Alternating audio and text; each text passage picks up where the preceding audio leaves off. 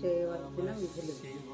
7వ రోజు శుద్ధ సప్తమి. సూర్యుని పూజించాలి. అందువల్ల తేజస్సు, ఆయుష్, ఆరోగ్యం వృద్ధి పొందుతుంది. నమిలి తినే పదార్థాలు విసిరి తినకూడదు. గోధుమలు, పట్టు వస్త్రం, బంగారు దానం ఇవ్వాలి. శివకేశవుల అర్చనా విధులు.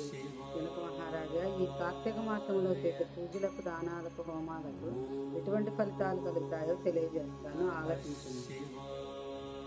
కార్తీక మాసం గురించి, దాని మహత్యం గురించి ఎంత వినినను తనివి తీరదు. ఈ మాసంలో శ్రీ మహావిష్ణువును సహస్ర కమలములతో పూజించిన వారి ఎంత లక్ష్మీదేవి స్థిరముగా ఉంది. తులసి దళములతో గాని, బిల్వపత్రములతో గాని సహస్రనామ పూజ చేసిన వారికి జన్మరాహిత్యము కలుగును. కార్తీక మాసమునందు ఉసిరి చెట్టు కింద సాలగ్రామమును ఉంచి భక్తితో పూజించిన వారికి కలుగు మోక్షము ఇంత అని చెప్పుటకు వీలు కాదు. అదేవిధంగా బ్రాహ్మణులకు కూడా ఉసిరి చెట్టు కింద భోజనము పెట్టి తాను తిన్నచో సర్వ పాపములు హరించిపోవును. ఈ విధముగా కార్తీక స్నానములు, దీపారాధనలు చేయలేని వారు ఉదయం సాయంకాలం ఏ దేవాలయానికైనా వెళ్ళి భక్తితో సాష్టాంగ నమస్కారం చేసినచో వారి పాపములు కూడా నశించును. ధనవంతులు శివకేశవుల ఆలయములకు వెళ్ళి భక్తితో దేవతార్చన, హోమాలు, దాన ధర్మములు చేసినచో అశ్వమేధము చేసినంత ఫలము దక్కుటయే కాక వారి పితృదేవతలకు కూడా వైకుంఠ ప్రాప్తి లభిస్తుంది. శివాలయమును గాని, విష్ణాలయమును గాని జెండాను ప్రతిష్ఠించినచో యమకింకరులు వారి దగ్గరకు రాలేరు సరికదా. పెనుగాలికి ధూళిరాజులు ఎగిరిపోయినట్టే కోటి పాపాలైనా పటాపంచలైపోతాయి. ఈ కార్తీక మాసంలో తులసికోట వద్ద ఆవుపేడతో అలికి వరిపిండితో శంకు చక్ర పద్మ ఆకారముల ముగ్గులు పెట్టి నువ్వులు, ధాన్యము పోసి వాటిపై ప్రమిదని ఉంచి దానిలో నిండుగా నువ్వుల నూనె పోసి ఒత్తి వేసి వెలిగించవలను.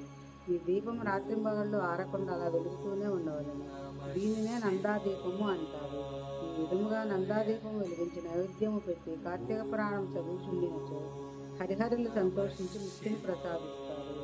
కార్తీక మాసంలో ఈశ్వరుడు జిల్లేడు పూలతో పూజించిన ఆయుష్ వృద్ధి కలుగును. సాలగ్రామమునకు ప్రతిరోజు గంధముతో అలంకరించి తులసి దళముతో పూజించవలను.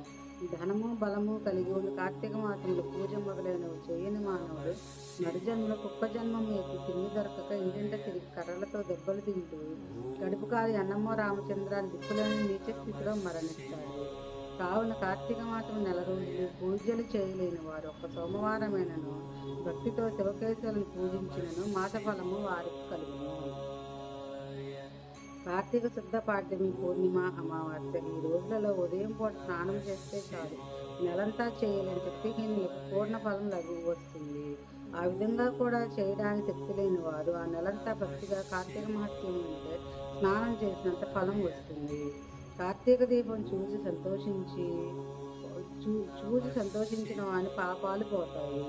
విష్ణు పూజ చేసి పరులకు త్రికరణ సిద్ధిగా తోడ్పడేవాడు స్వర్గసుఖం పొందుతాడు. శ్రీ మహావిష్ణువుని గంధ పుష్పాదులతో ఆరాధించేవానికి వైకుంఠవాస ప్రాప్తి కలుగుతుంది. శ్రీహరి సన్నిధానంలో సాయంకాలం పురాణ పఠనం, శ్రవణం చేసేవారు వైకుంఠవాసులు అవుతారు. విష్ణువు ముందు జపం చేయని వాడు 7 జన్మల కుక్కగా పుడతాడు. కార్తీక మాసంలో సాయంకాలం దేవాలయంలో స్తోత్రపారాయణ చేసేవారు కొంతకాలం స్వర్గంలో సుఖించి తరువాత ధ్రువమండలానికి వెళ్ళి సుఖంగా ఉంటారు. కనుక ఓ రాజా, నీవు కూడా ఈ వ్రతం ఆచరించి తరింపుము అని చెప్పాడు. స్కాంద పురాణాంతర్గత వశిష్ఠ ప్రోక్త కార్తీక మహత్య మందుల 7వ అధ్యాయము 7వ రోజు పారాయణము పూర్తి అయింది.